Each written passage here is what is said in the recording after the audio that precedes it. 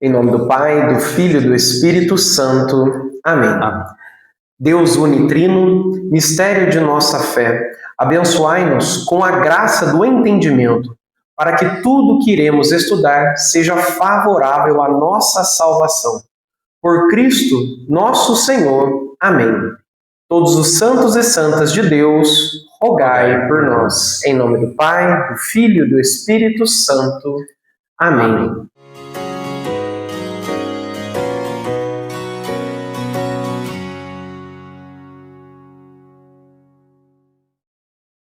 Sejam todos muito bem-vindos ao curso sobre o Catecismo da Igreja Católica.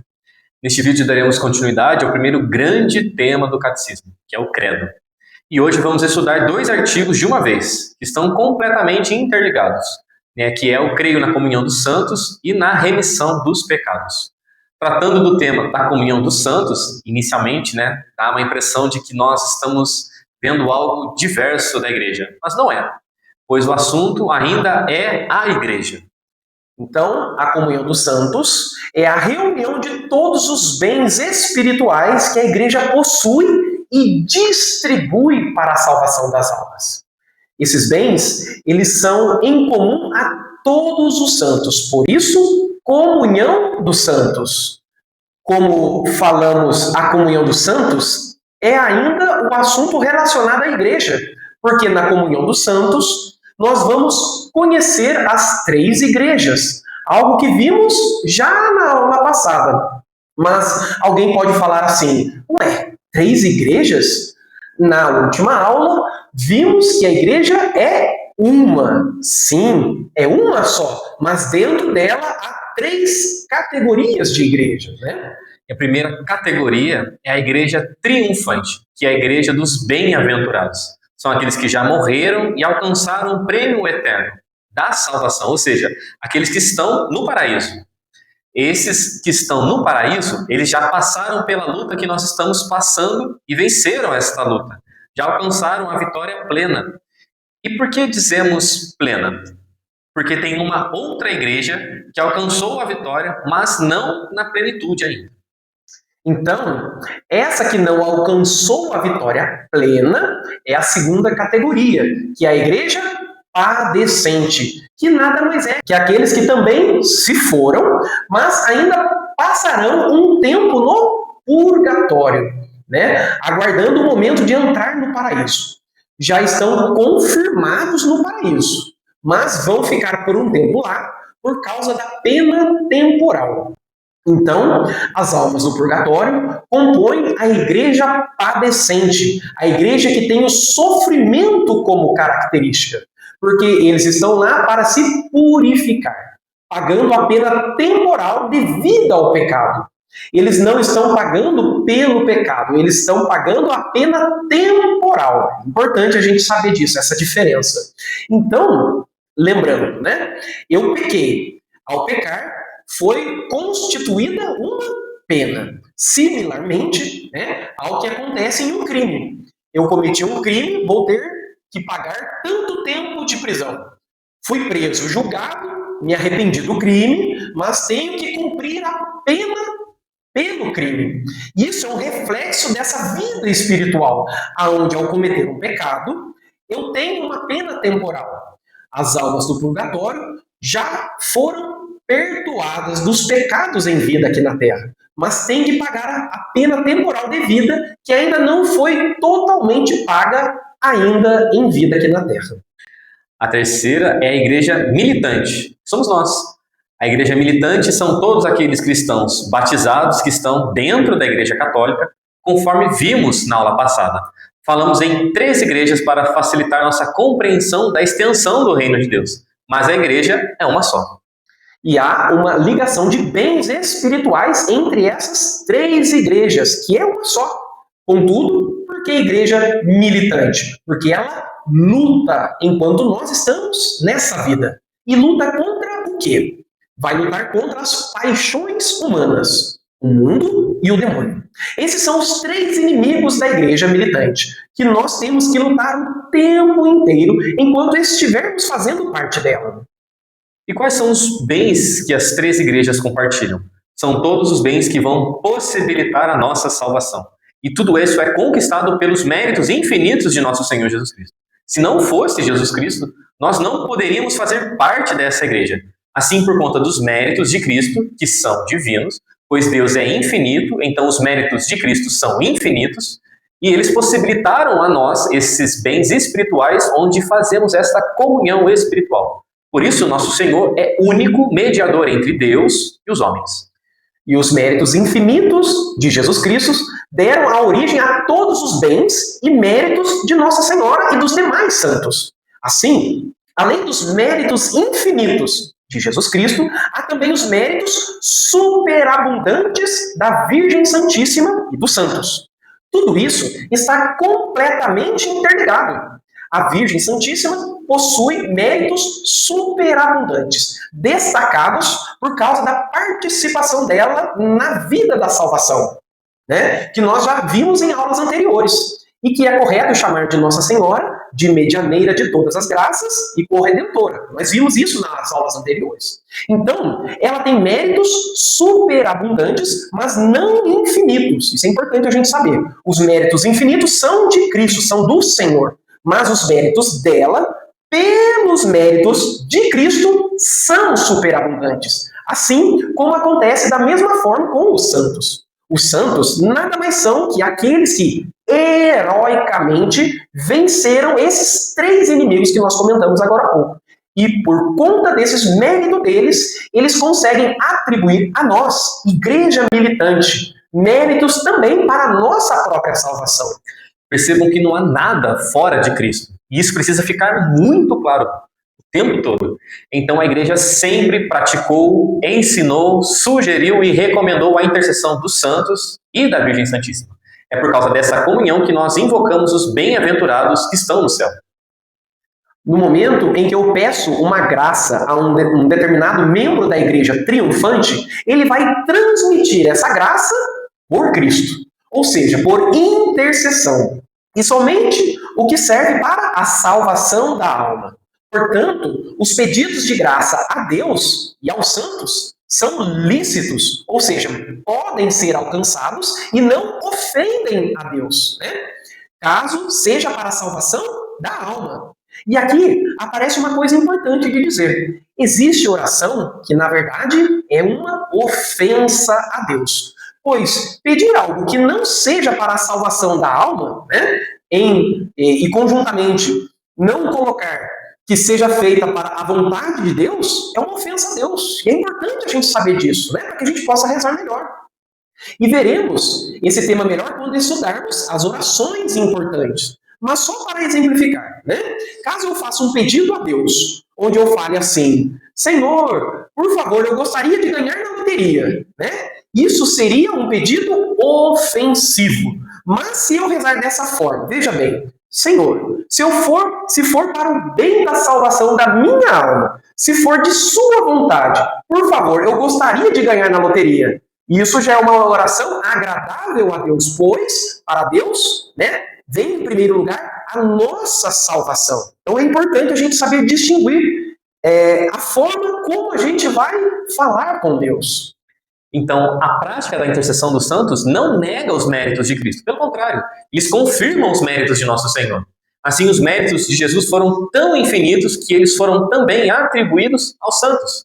E os santos, nos seus esforços pessoais de santificação, santificam a outros também. Daí a importância de nós invocarmos os santos para nos auxiliar na vida em busca da salvação. Isso é a comunhão dos santos. E eis algo muito interessante para o nosso conhecimento, pois os méritos de Cristo e do santo se aplicam a nós. Às vezes, sem que a gente saiba. Olha que interessante. Quer ver só um exemplo? Vamos supor que um grande santo, como São João da Cruz, por exemplo, né? Onde ele, em vida ainda, realizou muitas penitências, e muitas vezes a gente chama assim, né? Por que aquele santo fez tanta penitência, né? Aquela penitência não foi para ele. Não. Muitas vezes foi para outras almas se santificarem. Olha aí, houve uma comunicação. Então, os méritos de São João da Cruz levaram graças para uma alma se santificar também. E é para isso que serve a comunhão dos santos. Por isso que aparece no credo. pois precisamos entender o quanto é benéfico para a nossa salvação contar com as graças da Igreja triunfante. A comunhão dos santos entrou no credo, ou chamado símbolo dos apóstolos, somente lá no século V, ou seja, até o século V não aparecia no símbolo dos apóstolos. Mas por quê? Por que não existia? Por que a igreja inventou? Na verdade, não, ela não inventou. Nós vamos lembrar novamente das nossas aulas anteriores. A igreja pega da revelação e traz à luz aquela informação para esclarecer algo lá de trás. E é importante sempre lembrarmos que a Igreja Católica não inventa nada. Tudo vem da revelação de nosso Senhor.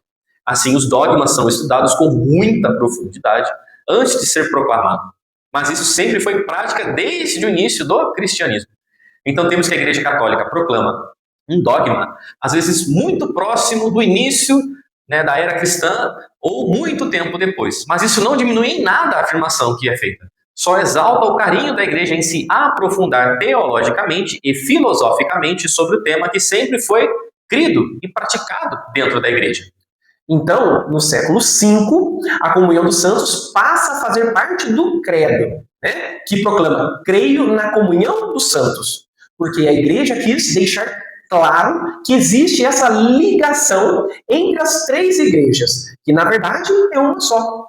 Nós só estamos presentes em esferas diferentes, vamos dizer assim, mas fazendo parte da mesma igreja.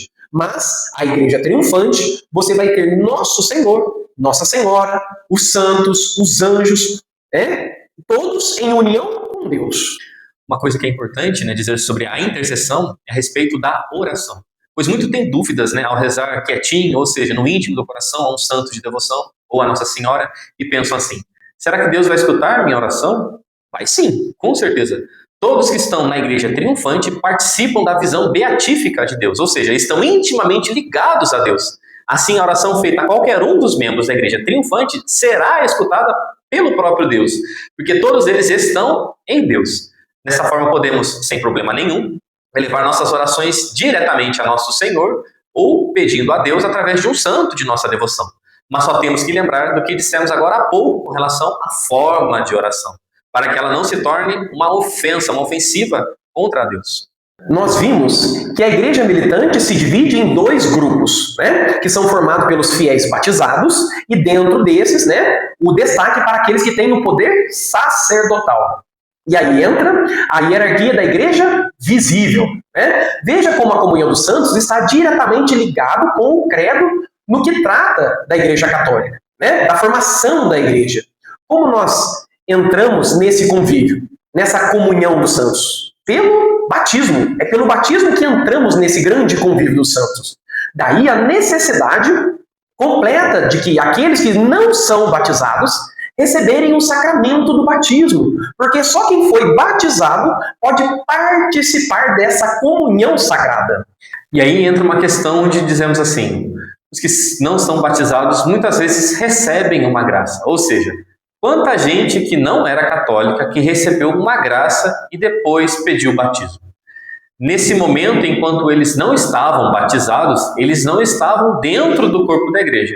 Então, como é que eles receberam essa graça? Agora, teremos um pouco de noção da infinita misericórdia de Deus, pois essa graça vai além, porque Deus quer a salvação de todos. Guardem bem sempre isso, Deus quer a salvação de todos. Então, Ele dá essa graça para que a pessoa tenha a capacidade de conhecer a igreja verdadeira e, se batizando, entra nessa igreja.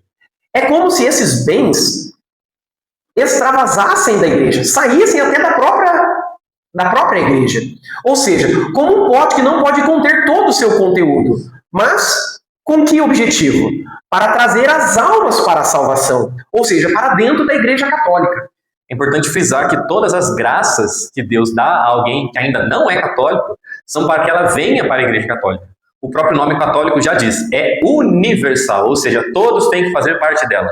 Então nós sabemos que mais da metade do mundo não é católica, mas Deus não deixa de chamar cada uma dessas pessoas. Agora, muitos questionamentos vêm à nossa mente, como, por que eles não vêm para cá? Aí são motivos particulares que nós não sabemos, mas o fato é que, para participar dessa igreja, nós temos que receber o batismo. O batismo tem uma série de implicações muito profundas. E quando estudarmos a remissão dos pecados, a gente vai ver que o batismo também apaga o pecado. assim como o sacramento da penitência, que nós vamos ver daqui um pouquinho. Então, a comunhão dos santos é a participação nesses bens espirituais. Mas o que são esses bens espirituais? Existem dois tipos de bens espirituais. São os bens internos e os bens externos, que são conferidos às almas através do batismo. O primeiro grupo de bens internos que a gente tem que destacar são as 3 virtudes teologais, que são a fé, a esperança e a caridade. E por que elas são teologais? Porque essas virtudes são de origem divina. É Deus que confere à alma do batizado na hora em que ele recebe o sacramento. Assim, essas virtudes vêm diretamente de Deus para o homem. São chamadas de teologais e recebemos elas como bens internos da comunhão dos santos: a fé, a esperança e a caridade. Temos que tomar muito cuidado com o uso da palavra fé. Porque muitas vezes nós transformamos a fé numa espécie de confiança, né? Eu tenho fé que vou conseguir alguma coisa. Tudo bem, eu posso fazer o uso da palavra fé nesse sentido. Não há o menor problema, desde que você entenda que não estou falando da virtude teologal da fé. Né? A virtude teologal é infundida na minha alma, na sua alma como batizado. Né? Quem é batizado tem fé, independentemente de você praticá-la ou não. Pois a fé está dentro de você. É uma virtude e você pode alimentá-la e desenvolvê-la. A fé está dentro de você pelo batismo que você recebeu, né? A esperança e a caridade da mesma forma.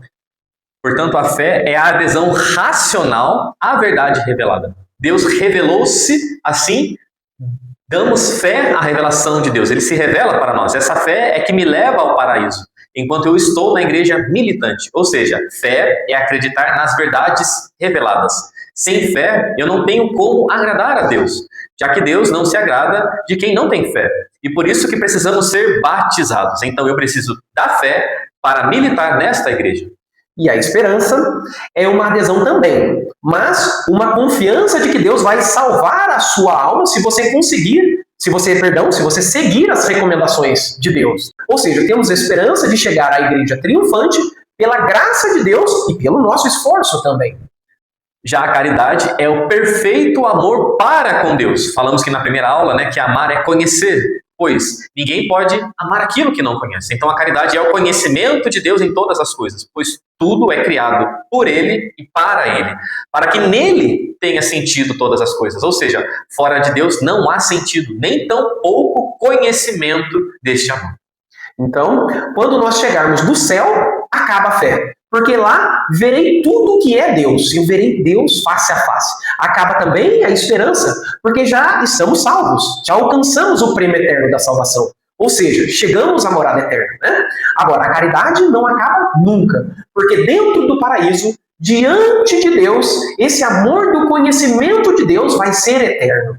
Por isso São Paulo fala das 3 virtudes, né? Só a caridade restará.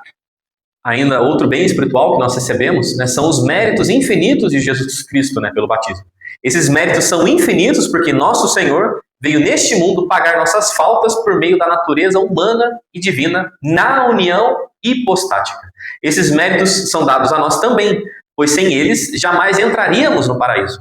Então os méritos infinitos de Jesus Cristo são outros bens que são conferidos a nós na comunhão dos santos, assim como os merecimentos superabundantes da Virgem Santíssima, dos santos e também os frutos das nossas boas obras. E a pergunta é, o que é uma boa obra? É toda obra que fazemos dentro da graça, que tem valor sobrenatural. Ou seja, nossas boas ações com vistas a agradar a Deus, onde nossa alma está em estado de graça. E isso tem valor infinito. Lembrando que nossas ações têm valor divino, porque Cristo, né, está em nós pelo batismo. É Deus que permanece em nós pelo batismo. Né? Estando em Cristo, realizamos as obras com Ele e por Ele. Existem obras boas que são naturais. Por exemplo, o indivíduo é um bom artesão e construiu uma mesa muito bem feita, muito bonita. Essa é uma realização natural. Tem algum valor de salvação fazer uma bela mesa? Não. Agora vamos supor que essa mesma pessoa construa essa mesa com o intuito de oferecê-la para a veneração de uma relíquia sagrada. E esse artesão está em estado de graça. Então a mesa feita com o intuito de que as pessoas pudessem receber bens espirituais é uma obra sobrenatural. Lembrando também que estado de graça é a condição da alma que não está em pecado mortal. Veja então, verificando as duas situações, temos que a mesa feita na intenção de agradar a Deus, né, e feita por uma pessoa com a alma em estado de graça, passa a ter um valor de salvação que a outra não tem. Olha que interessante. Com esse exemplo, conseguimos ver que são boas obras, é tudo aquilo que a gente faz com vistas ao paraíso, com vistas a Deus. Né? Então não precisa que sejam coisas grandiosas, mas precisam ter a intenção correta e ter a alma limpa. Às vezes, por amor de Jesus Cristo, nós realizamos uma obra pequena para alguém. E aquilo tem um valor de salvar almas. E às vezes realizamos coisas grandes demais sem esse valor. E não serve de nada para a salvação das almas. E quando falo salvar almas, é tanto para a alma de quem faz, de quem fez a obra, para aquele que está recebendo essa obra. Ou seja, é uma via de mão dupla, onde a boa obra serve para salvar a alma daquele que fez o ato, como para aquele que está recebendo este ato. E muitas vezes devemos fazer essas coisas, né, para cumprir uma obrigação cotidiana, como um dever de Estado a ser seguido, por exemplo, né, uma lei de trânsito, que é um dever de todo indivíduo, né, sendo batizado ou não. Nós temos um dever de Estado. O trabalhador tem que trabalhar bem, né, o aluno tem que estudar bem para cumprir o seu dever de Estado. E tudo isso também tem valor de salvação se for feito na intenção correta e a alma estiver em estado de graça. Olha que maravilha! Né? Sem o estado de graça, então, né, e a intenção de agradar a Deus, nada que façamos tem valor de salvação. E isso é muito importante a gente saber. Vamos ver também que dentro dos bens internos, há muitos outros bens, como as virtudes cardeais, as obras de misericórdia, penitência e jejum. Mas elas serão abordadas em um outro momento, né? O que acontece quando esta pessoa tem uma boa intenção, na intenção correta, mas ela está em pecado mortal? Bom, quem está em pecado mortal não sai da igreja, mas é um membro morto. E não é um membro vivo, como vimos na aula passada. Ou seja, a pessoa nessa condição não tem mérito em seu ato. A pessoa pode até ter oferecido um sacrifício, como um jejum, mas para que aquele ato seja aceito por Deus, é necessário estar em estado de graça. Nosso Senhor concede àqueles que estão em pecado mortal o sacramento da penitência. Então, ao se confessar, ao recuperar a graça, você passa a ter méritos naquilo que faz. Agora, quais são os bens externos? Esses são os sacramentos instituídos por nosso Senhor Jesus Cristo. Quem é que criou os sacramentos como meio de salvação? Jesus Cristo, né? Foi Deus. É sempre bom lembrarmos disso. Ele deu à igreja o poder de realizá-los e ensinou como fazer. Então, os sacramentos são os bens externos. E digo ainda, qual é o mais importante de todos os bens externos? O sacrifício da Santa Missa. Né? Ou seja, o bem externo que confere a Eucaristia, que é a comunhão dos santos de forma perfeita. Não existe nada mais perfeito a ser realizado pela igreja do que a Santa Missa, porque é o próprio Deus sendo oferecido como sacrifício. Então, nada pode ser mais perfeito do que a Santa Missa.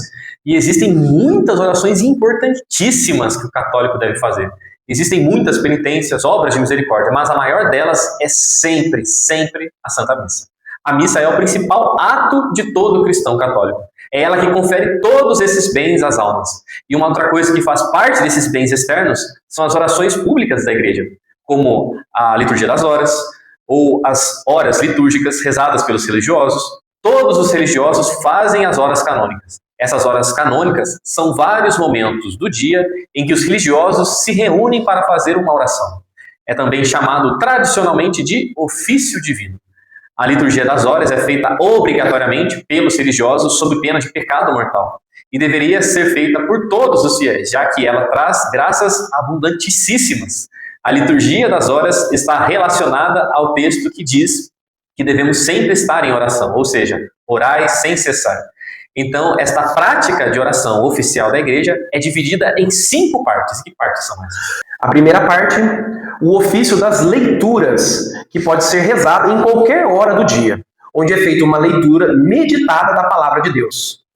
A segunda parte são as laudes, né, que é a oração da manhã, oferecendo o dia a Deus.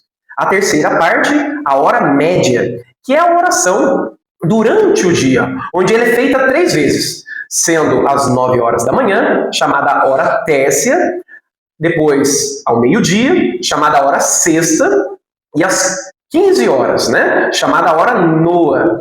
Cada hora está relacionada a um evento importante, pois a hora tércia recorda a descida do Espírito Santo em Pentecostes. A hora sexta recorda a crucificação de Nosso Senhor. E a hora noa recorda a morte de Nosso Senhor. A quarta parte são as vésperas, né, que é a oração da tarde, oferecendo ação de graças pelo dia que passou. E a quinta parte, as completas, que é a oração da noite, preparando-se para o descanso. Nesse contexto, percebemos a preocupação da igreja em sempre nos mantermos em contato com Deus, levando nossa alma às coisas do alto. E uma coisa muito interessante de se falar sobre as orações públicas é que elas concedem indulgências plenárias, sendo realmente uma maravilha de Deus. Assim, tudo que é sagrado dentro da igreja e que nos leva à salvação está na comunhão dos santos. Então, a Igreja Católica é uma instituição como qualquer outra instituição, só que ela é a mais perfeita das instituições, pelo fato dela ser divina. Então, vamos usar uma analogia alegórica para entendermos essa comunhão entre os bens por toda a extensão do reino de Deus, né? Como todas as instituições, elas têm o quê? Uma cabeça e um corpo. Tudo que a cabeça faz, o corpo recebe. Assim como tudo que um membro faz, ajuda a cabeça. E assim por diante, né? Eu não posso, por exemplo, chegar para os meus olhos e falar assim, parem de enxergar. Não tem como, né? E quando eu enxergo, eu beneficio todo o meu corpo. Quando a minha mão pega alguma coisa, o meu corpo inteiro está pegando. Mas só a minha mão que pegou. É assim que funciona, né? Quando dentro da igreja alguma coisa santa é realizada, ela beneficia a todos. Isso é a comunhão dos santos. Isso é um dogma, né? Ou seja, uma verdade de fé. Então, quando a gente vê uma alma santa se sacrificando, você pode ter certeza que todos nós vamos nos beneficiar com aquilo.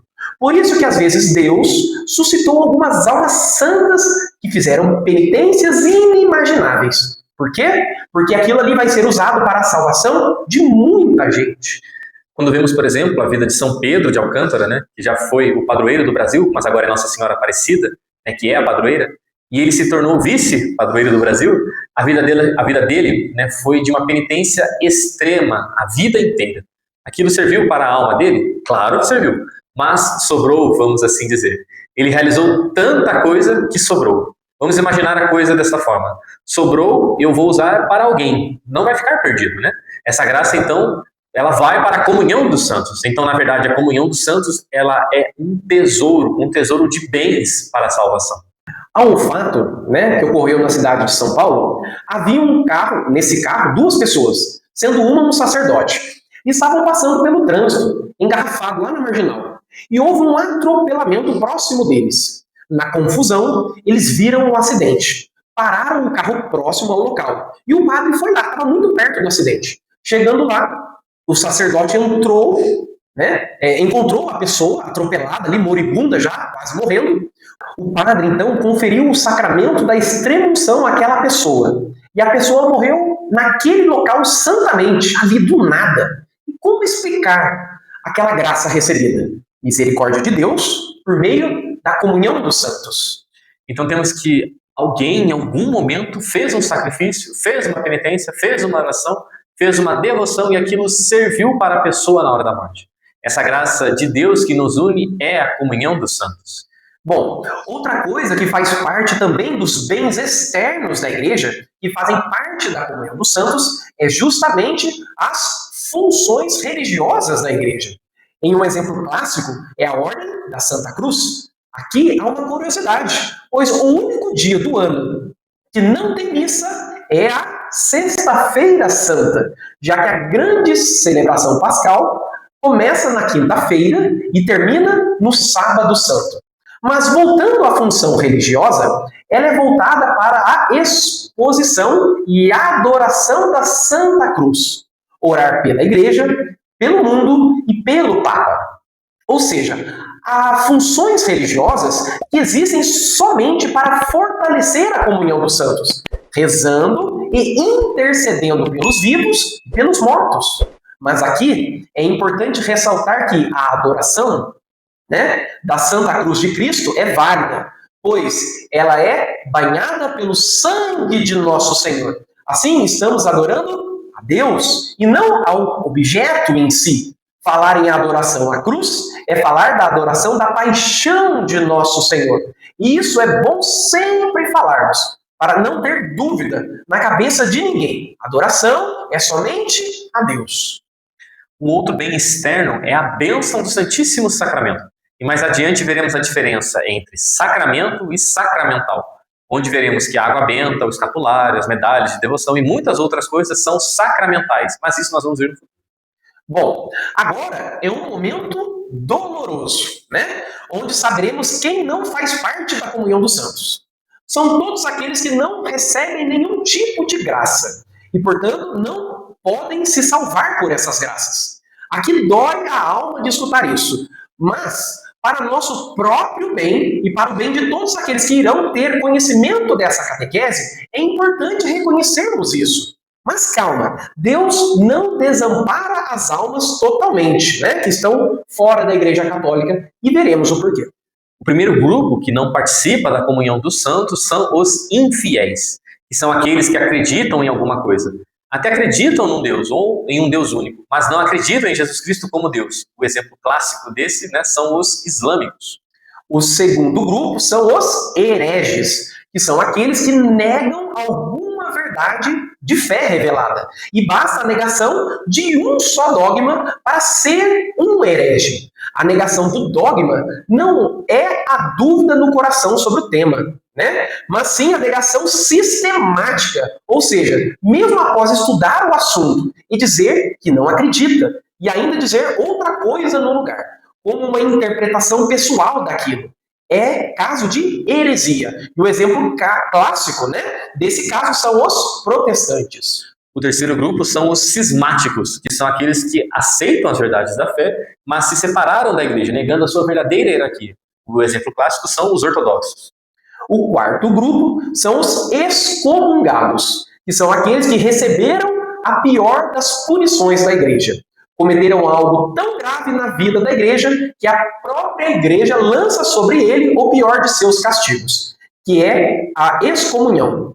Quem é excomungado perde a comunhão dos santos. Assim, não pode ser salvo por essas graças. Por isso que a igreja tenta de tudo para que a pessoa não seja excomungada.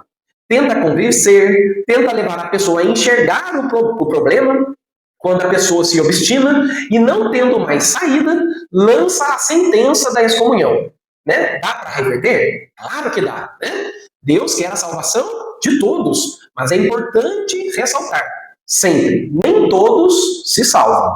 E o quinto grupo são os apóstatas, que são aqueles que renegaram a fé, ou seja, é aquela pessoa que apostatou da Igreja Católica, deixou de acreditar nas verdades reveladas, podendo essa negação ser por livre vontade, como vemos hoje em dia, como no caso de uma pessoa que até participava da igreja, mas como não tinha se aprofundado nos conhecimentos da fé, deixou-se ser levada pelas palavras do mundo e passou a não acreditar mais em nada. E há também o caso do apóstata por força do medo da morte ou da dor de algum mal, que é o caso daqueles que renegam a fé. Ou seja, que são cristãos, mas no momento de prova, por exemplo, dizem que não são cristãos para não serem mortos ou presos ou ainda para que não aconteça algum mal com um ente querido. Essas pessoas são também chamadas de lapsos. Agora, vamos falar de salvação. E a primeira coisa que diz respeito a essa palavra, que só de pronunciar já nos causa tranquilidade, é que há uma única graça presente para todos esses grupos, bem como para todos aqueles que estão em situação de pecado mortal. É a graça de se moverem para a verdade e para o arrependimento sincero de coração.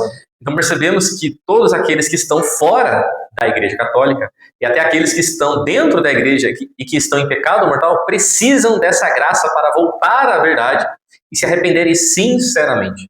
Contudo, os membros mortos da Igreja, ou seja, os fiéis que pertencem ao grupo da Igreja militante, que estão em pecado mortal, fazem parte da comunhão dos santos, mas de maneira imperfeita, porque o indivíduo cometeu um pecado mortal, se separa da graça e perde a amizade com Deus. E a consequência disso é a perda da santificação do Espírito Santo, pelo poder do Espírito Santo. Mas ele continua cristão, continua dentro da igreja, como um corpo morto dentro da igreja. Mas a qualquer momento ele pode voltar pela remissão dos pecados através do sacramento da confissão. Vamos lembrar das atitudes meritórias que acabamos de estudar. Pois, se o indivíduo estiver em pecado mortal, não há méritos. E o que isso significa? Se ele está em pecado mortal, mas está rezando o terço e participando da missa nos domingos, sem receber a comunhão, por exemplo, essa pessoa não irá receber os bens espirituais que deveria receber. E também não rende bens a qualquer outra pessoa por intenção dela. Então, vejam que é algo muito sério. A pessoa não tem graça espiritual nenhuma para se manter na estrada para a salvação. Até porque a graça é para manter a pessoa na estrada que leva ao céu. E se a pessoa sai dessa estrada por livre vontade, a única coisa que lhe resta é a graça de retornar a essa estrada. Ou seja, a graça do reconhecimento da verdade e do arrependimento sincero.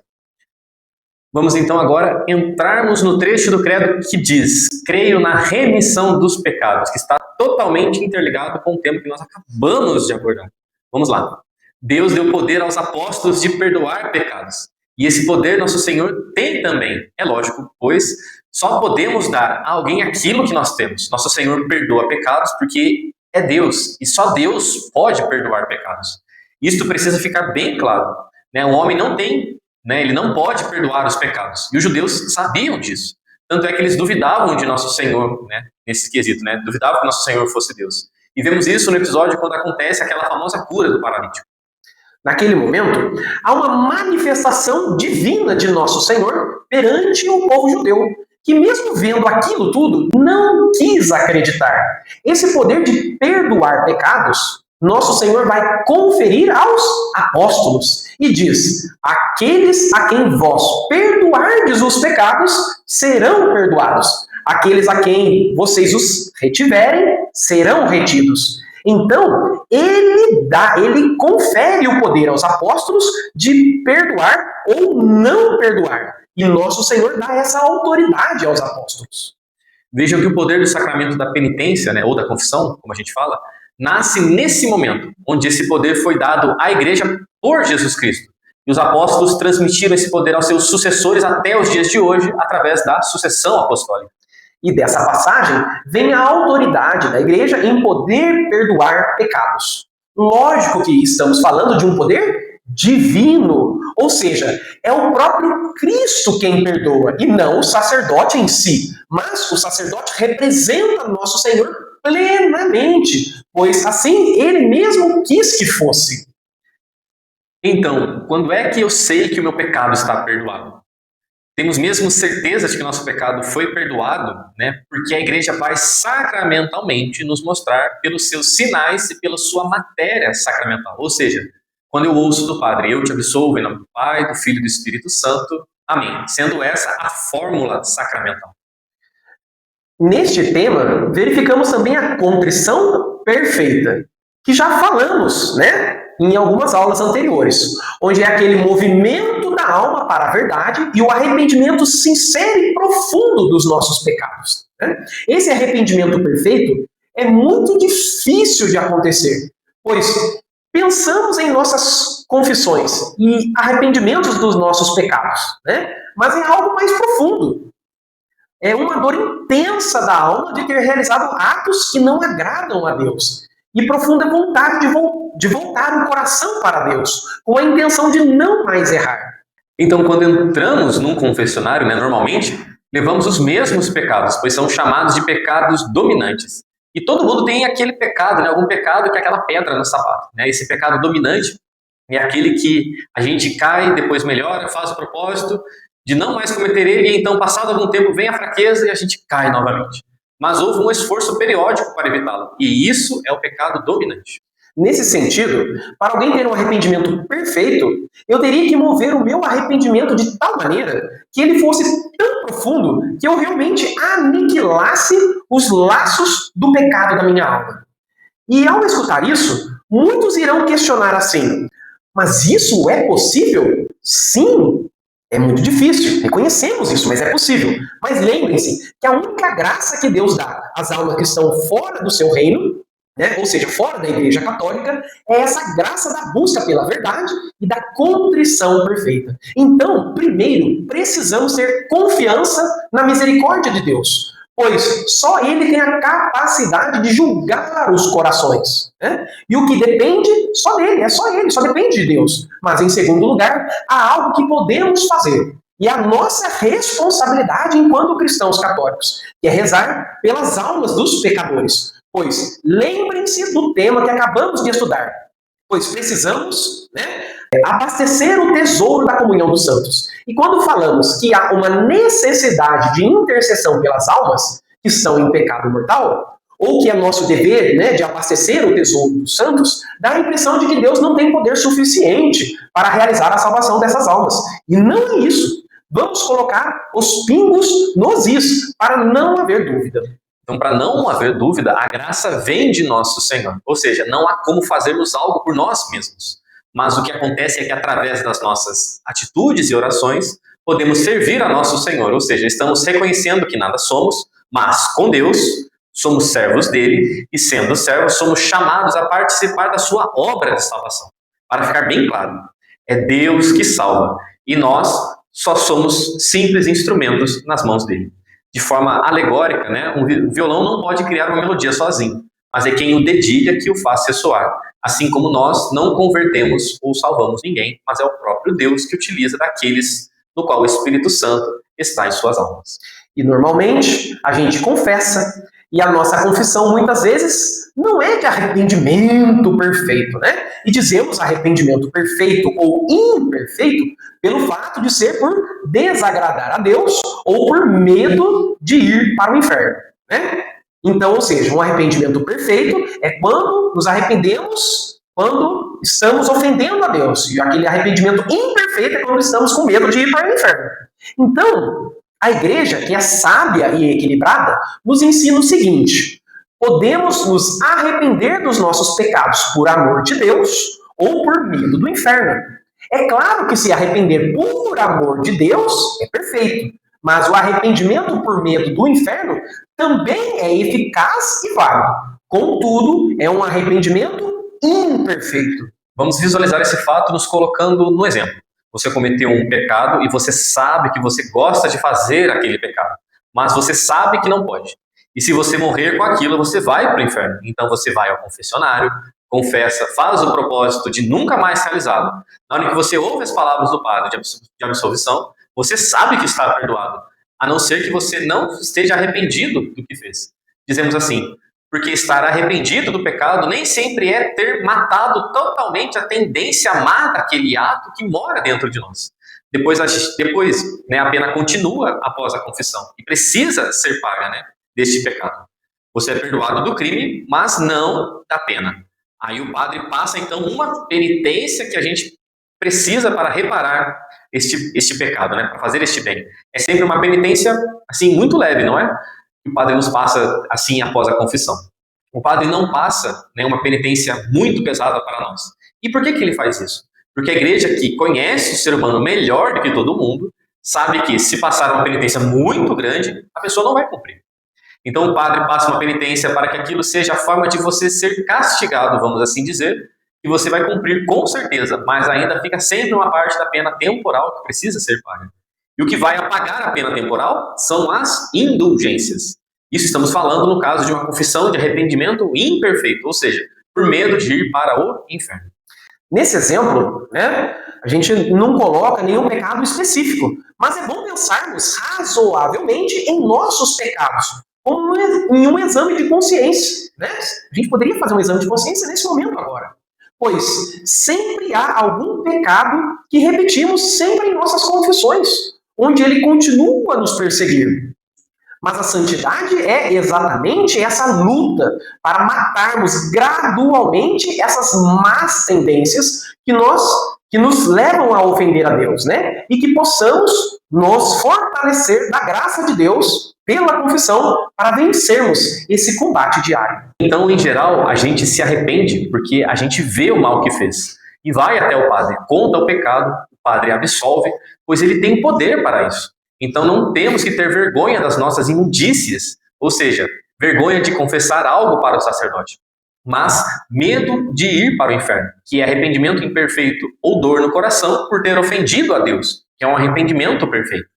Então, há sempre aquelas pessoas que não gostam desse momento e dizem que é vergonhoso falar de seus atos ruins para outra pessoa. Mas o sacramento foi instituído por nosso Senhor para a salvação da nossa alma. E se o preço de irmos para o céu é tão acessível, né? Qual é a nossa dificuldade em deixar nosso orgulho de lado? Lembremos que Jesus Cristo deixou ser humilhado pela humanidade para nos salvar. Então, a humilhação de ir ao confessionário e dizer os pecados faz parte do ato de arrepender-se. Ou seja, é o mínimo que se espera daquele que não quer ter a sua alma perdida. Onde a humilhação do pecador, né, será unida à humilhação daquele que não tem pecado, que é o próprio Deus, nosso Senhor Jesus Cristo. E falando de pecados, as nossas faltas se dividem em dois gêneros, o pecado mortal e o pecado venial. E já falamos em aulas passadas sobre isso. O pecado mortal é aquele que nos separa da graça de Deus, ou seja, nos separa de sua amizade, e é sempre de matéria grave, onde o pecado viola diretamente os 10 mandamentos, que é aquele ato onde foi realizado, né, sabendo do mal que faria e escolheu fazer aquele mal. Houve livre consentimento para aquela atitude. Então, por esse pecado, nos tornamos membros mortos da igreja. E caso não nos arrependermos, né, nosso destino é o inferno. E isso precisa ficar bem claro para nós. Já o pecado venial é aquele pecado mais leve, que atinge indiretamente os 10 mandamentos, e não tiram a graça da gente totalmente. Percebam que as faltas estão sempre ligadas aos mandamentos, né, sendo direta ou indiretamente. A gente comete um pecadinho venial, mas não perde a graça. O pecado venial não condena a alma, mas se você começar a repetir muito o pecado venial, ele se enraiza na alma e leva sempre ao pecado mortal, pois o pecado venial escraviza e leva mais tarde a cometer pecados mortais. Então o pecado venial também precisa e deve ser confessado com frequência, mas ele pode ser apagado de outras maneiras, né, que não seja diretamente na confissão, como por exemplo, na bênção do Santíssimo, ou no ato penitencial da Santa Missa, em que o padre dá, né, essa absolvição, né, do sacerdote. Então o pecado venial não leva para a perdição, mas precisamos lutar para deixá-los. E também não deixarmos de receber as graças de Deus por estar em pecado venial. E uma coisa que precisa ficar clara sobre o dito pecado de estimação, né? É que ele é um pecado venial. Ou seja, é aquele pecado que temos dificuldade em afastar da nossa vida e que vai nos levar futuramente a pecar mortalmente. Para exemplificar, imaginemos assim, né? Uma pessoa que tem dificuldades na área da sexualidade. Ou seja, ela sabe que essa é sua pedra no sapato e fica sempre dizendo piadinhas ou frases de duplo sentido com conotação sexual. Está pecando venialmente. Isso vai levar essa pessoa mais tarde a ter pensamentos impuros, a procurar vídeos pornográficos, a masturbação e a ato sexual fora de um casamento, por exemplo. Isso tudo já é pecado mortal. Então precisamos lutar contra os pecados veniais para não cairmos nos pecados mortais. Assim, para melhor entendermos esse tema, quando estivermos falando do sacramento da penitência, né, iremos perceber que o consentimento é a última fase do ato de um pecado. Pois, por exemplo, né, um pensamento impuro de teor sexual, não desejado, mas que veio à mente e repelido por vontade própria, não é pecado. Mas esse mesmo pensamento impuro, ao ser consentido, ou seja, mesmo sabendo que é errado tê-lo em mente, e não fazendo nada para retirá-lo da cabeça, e muito pelo contrário, o desejando em ter, né, em manter esse pensamento, constitui pecado mortal. Mas veremos com bastante profundidade isso mais adiante. Agora o padre vai te aconselhar no confessionário sempre que necessário, onde tudo isso faz parte do poder que Deus deu à igreja de remir os pecados. Ou seja, ele vai instruir a pessoa a se afastar daquele mal. Isso é um dogma também de fé, onde o sacerdote dá o sacramento da penitência àquele que pecou. E é importante dizer que todos pecam mortalmente ou de forma venial, até mesmo os sacerdotes. E eles também se utilizam da confissão, onde procuram outro sacerdote para receber o perdão de seus pecados. E o pecado mortal, infelizmente, tira todos os méritos que nós adquirimos enquanto a nossa alma estava em estado de graça. Ou seja, é como se perdêssemos o tesouro acumulado, o tesouro que acumulamos. E após a confissão, precisamos juntar tudo de novo, né? É como se a gente tivesse zerado, começa tudo de novo. Há outras consequências que o pecado nos traz, principalmente mortal, como a atração de castigos nesta vida mesmo. E aí muitos irão falar assim, não é possível, Deus castiga? Claro que sim. E Ele castiga para o nosso bem, por caridade. Ou seja, para que voltemos nosso coração para Ele. Santo Agostinho, né, em uma de suas orações, nos ensina a rezar pedindo para que Deus nunca nos castigue segundo os nossos pecados, mas para que através deles possamos nos converter cada vez mais. E Santo Agostinho reza dessa maneira porque se Deus nos castigasse segundo os nossos pecados, todos nós estávamos aniquilados, ou seja, no fogo do inferno. Então, ele pede que o castigo seja menor, que Deus tenha paciência para a nossa mudança. E mudança essa que é gradual e demorada, sabemos disso, não é verdade? E por isso é importantíssimo pedirmos tempo para Deus. Mas não para vivermos mais, né? Mas sim para que tenhamos a possibilidade de uma conversão sincera. Né? Os castigos, então, podem vir nessa vida mesmo, como uma maneira de fazer com que voltemos atrás nos nossos erros. Né? Então, um sofrimento que às vezes Deus permite para o nosso bem espiritual. Guarde sempre isso. Deus permite para o nosso bem os sofrimentos. O pecado venial causa, de certa forma, um efeito também em nós, né? Apesar de não ser tão duro quanto o mortal, mas ele esfria a nossa alma para a caridade, ou seja, para amarmos a Deus e ao próximo. Podemos usar como exemplo um atleta cansado, né, que estava correndo muito bem, e de repente passa a sentir um cansaço e vai diminuindo o ritmo da corrida, até que começa a caminhar. E quando há desistência dessa corrida, quer dizer que o pecado mortal aconteceu. Então, isso é um dos efeitos, né, do pecado venial. E agora que sabemos, né, desse efeito horroroso do pecado venial, precisamos urgentemente manter uma vida de confissão frequente e missas, né, semanal pelo menos, pois esse é o segredo para manter-se bem na corrida. Quando falamos de pecado, sempre alguém vai perguntar sobre o pecado contra o Espírito Santo, onde Jesus diz que não tem perdão. Esse pecado é o fechamento total para a graça de Deus. Ou seja, quem está em pecado mortal tem somente uma graça. Vocês lembram? É a graça de reconhecer a verdade e arrepender-se sinceramente. Então, a pessoa que recusa expressamente essa graça, que provém do Espírito Santo, pois é Ele quem nos santifica, não pode ser perdoado, porque Ele mesmo se fechou para essa graça. Temos que entender que não é Deus quem não quer perdoar, mas é a pessoa que não quer a verdade e o perdão de Deus. E nosso Senhor respeita nosso livre-arbítrio. Mas Deus espera a nossa salvação até o nosso último suspiro. Então, cabe a nós também rezarmos por essas almas, para que deixem, né, a verdade entrar em sua vida, né? Que retire a venda de seus olhos e que possam se arrepender do fundo do coração. Pois o pecado contra o Espírito Santo geralmente é a arma que Satanás usa contra aqueles que estão no leito de morte, pois dizem a si mesmos que cometeram erros demais e por isso não se acham dignos de perdão. Olha a armadilha aí. Pois não há pecado nesse mundo que não tenha perdão, pois o sangue de Cristo derramado na cruz tem mérito infinito, ou seja, perdoa qualquer pecado. Mas Deus só espera nosso sim, ou seja, realmente não somos nada, nem tampouco temos dignidade alguma, mas se voltamos nosso coração para Deus de forma contrita, né, com arrependimento profundo e sincero, a dignidade de Cristo toma nosso ser e somos justificados pelo seu sacrifício. Então, tomemos muito cuidado com as armadilhas que o inimigo coloca em nossas vidas. Busquemos sempre os sacramentos para fortalecer nossa alma para a nossa salvação. Existe uma classe de pecados mortais que são os piores pecados e por isso bradam, né? Eles clamam o castigo de Deus, ou seja, clama aos céus a justiça divina, né? E que pecados são esses, né?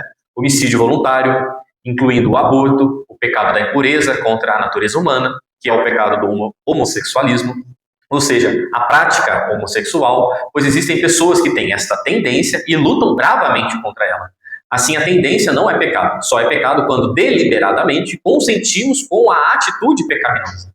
Outro pecado também que brada, né, a justiça divina é a opressão dos pobres. Isso aqui, né, a teologia da libertação gosta muito de usar.